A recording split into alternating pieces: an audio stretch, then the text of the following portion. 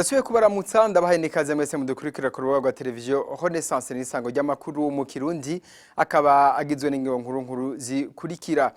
Ngivugo ikoreshwa na nurongoye inama nkenguzamateka Reverien Ndikuriyo ngo niyo kwerekana neza na neza umugambi wa CNDD-FDD usandire ku butegetsi wo kumara abantu.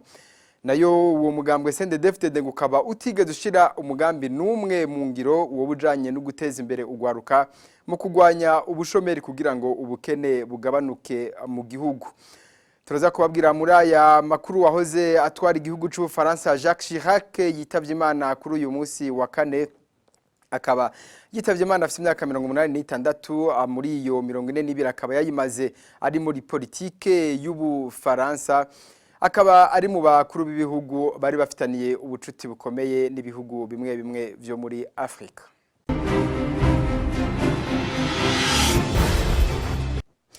Dasubiye kubaramutsa amajambo yashikirijwe na Reverien Ndikuriyo arongoye inama nkenguzamateka ngo arerekana neza ko iyo ntwaro ya Petero Nkurunziza ifise umugambi mubi w'ubwicanyi kuri uyo wese atari mu mugambwe CNDD-FDD bivugwa n'umufasoni Juliette Nijimbere aharanira agateka kazina muntu akamenyesha ko nayo mafaranga Reverien avuga ko azohemba bazokwica uwitwa Kaburimbo akomoka muri komine ya Matana arayo leta yirigwa iratoza ivuga ko araya matora agasaba abarundi kwihangana mu kurindira ko iyo ntwaro ibacinyiza ibavako.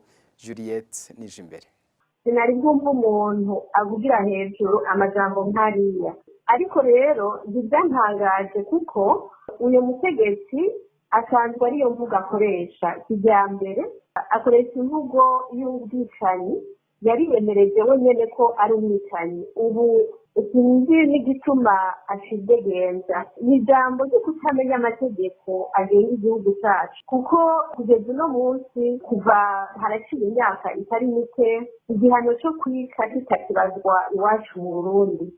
None wewe icyo gihano atanga wenyene kigengwa n'amategeko ayahe? Rero novuga ni hariho kutamenya. Hanyuma imvugo yakoresheje kandi ni imvugo isanzwe ikoreshwa n'intwaro arimwo intwaro y'igikenye, ariyo ntwaro kuva 2015 twiyamirije kandi tuyandanya twiyamiriza. Hanyuma uravye ibihe turimwo, imvugo yakoresheje nibaza ko yashatse kwereka abarundi yuko haduga hamanuka nk'uko basanzwe banabyigisha abana bato, bazobica bazobirukako, nibanume ntibaje basubire kuvuga, ntibaje basubire kwerekana yuko batavuga rumwe n'ubutegetsi, kuko bazobagura imitwe yabo, bazoyigura. Iyo mvugo n'ukuri irahahamura, iraduhahamura twese, irahahamura abarundi, irahahamura abana, kuko bijye yavuze abana barabyumviriza. Amafaranga nibaza yuko atayabuze kuko banyiriza menshi cyane. Intwaro ihari ubu nta kindi ikora atari gusoroma amafaranga mu banyagihugu. Amafaranga urazi yuko bagize iminsi bayatoza ngo ni amafaranga y'amatora y'2020, niyo amatagisi birirwa baraka abanyagihugu agatakisaki, ayo mafaranga aja mu mifuko yabo, kuko nta handi abonekera ibikorwa akora. Igihugu nta terambere kiriko kiragira, yaba ayo batoza bayakoresha mu iterambere ry'igihugu biraboneka, nta bushomeri buba bwuzuye mu gihugu, nta nzara iba iri kwica abarundi. Ayo mafaranga rero ava mu banyagihugu akaba ariyo yongera akabica. Urumva iyo mitwe agurisha ni imitwe y'abanyagihugu batanze iyo amahera yo guterera amatora, kandi nibo novuga nibo biciye imitwe. Ngo muri uwo mugambwe rero CNDD-FDD ngo nta na kimwe bigeze bakora co bakijanye no gukora imigambi yo guteza imbere ugwaruka kugira ubukene bugabanuke. Ivyo bikavugwa na Epitance Nshimirimana avugira umugambwe MSD, ariko uwo mugambwe ngo ukaba ukomeza kwigisha abandi bijanye indirimbo zo gutyoza abantu no guhamagarira abantu mu bukozi bw'ikibi butandukanye, bwaba ubwicanyi cyangwa gufata ku nguvu abakenyezi n'abigeme. Ivyo bikerekana umugambi mubi wo gushaka guhonya abantu, n'ubu bikuvugwa na Epitance Nshimirimana. Umugambi CNDD-FDD nta na rimwe wigeze ugira umugambi numwe wo gushobora guteza imbere abarundi n'abarundikazi. nta na rimwe wigeze ugira imigambi yo gushobora guteza imbere ugwaruka rw'abarundi rugo uno munsi. Nico gituma abana b'abarundi uno munsi baheza amashure bakagenda gucika abandi bakagenda kuba mu mabarabara. Ibi navyo bijanye n'inyigisho, izi ndirimbo ziriko ziraririmbwa n'ugwaruka rw'imbonera kure, ni kimwe mu vyemezo vyerekana ko umugambo CNDD-FDD ubandanya gutegura no gushira mu ngiro gucanishamwo abarundi tudasize inyuma n'integuro yo kugomba gutikiza inganda biboneka muri izo nyigisho ziri hagati muri izo ndirimbo zisohoka, kuko izo ndirimbo zisohoka ntawo kwiyobagiza ko zagiye ziraboneka mu bihugu hagiye haraba ibara. Muravyibuka nko ngaha mu gihugu c'u Rwanda aho ko indirimbo bene izo zicanishamwe arizo zabanje kubaho imbere yuko hagwa ibara ry'ihonyabwoko yakorewe abatutsi muri ico gihugu c'u Rwanda. Nico gituma rero no ngaha mu Burundi iyo hariko haraba indirimbo bene izo zicanishamwo abarundi, indirimbo zibibugwanko, indirimbo z'amacakubiri, nta kindi biba biriko birategura atari ugushira mu ngiro umugambi bateguye wo kumara abarundi badashigikiye iyi ntwaro yica, iyi ntwaro iteye amarira n'amarushwa mu Burundi. Ngo nayo kubona abanyeshure baturuka mu gihugu ca Kongo bariko barirukanwa mu Burundi, Epitase Nshimirimana avuga ko aragashavu k'imigenderanire myiza iri hagati y'igihugu c'u Rwanda na Republika Iharanira Demokarasi ya Kongo yo biriko iratuma imigwi y'interahamwe iri muri Kongo ituzwa.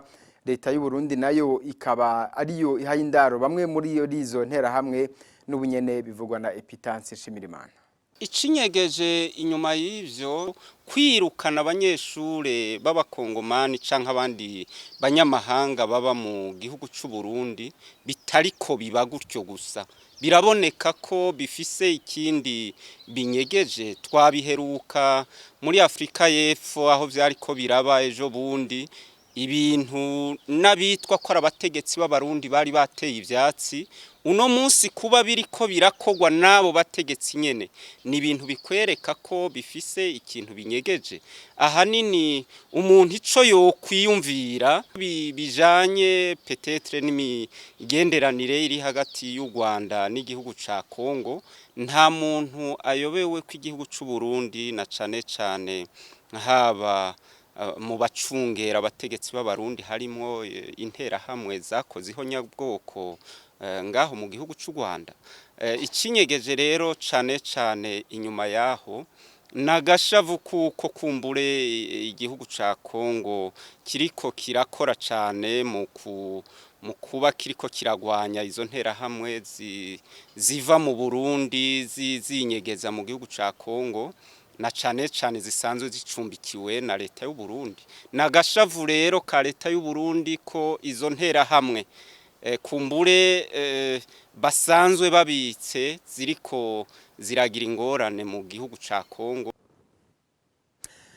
N'ubunyana makuru twabateguriye arabandanya. Imvugo ya leta yahindutse bidasanzwe ku bepiskopi katolika inyuma yaho Evariste Ndayishimiye umunyamabanga mukuru wa CNDD-FDD na Willy Nyamitwe umuhanuzi mukuru kwa Petero Nkurunziza bifatiye mu gahanga abo bepiskopi.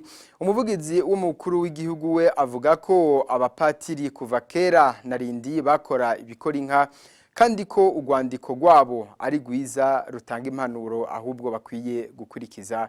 Kurikira umuvugizi w'umukuru w'igihugu. Kubijanye n'ijambo mbere bamwe bitinyigisho zashikirijwe n'abungere ba Eklezia Katolika. Hari abantu bamwe bibaza yuko abungere ba Eklezia Katolika bo bararenza karimbi, mugabo bijya bintu ico twobifata. Sindiko ndavuga ko yandi umukatolika Eklezia Katolika murazi yagenewe bose, namwe murashobora kujamwe batarimwo, nta muntu umwe yimiriwe.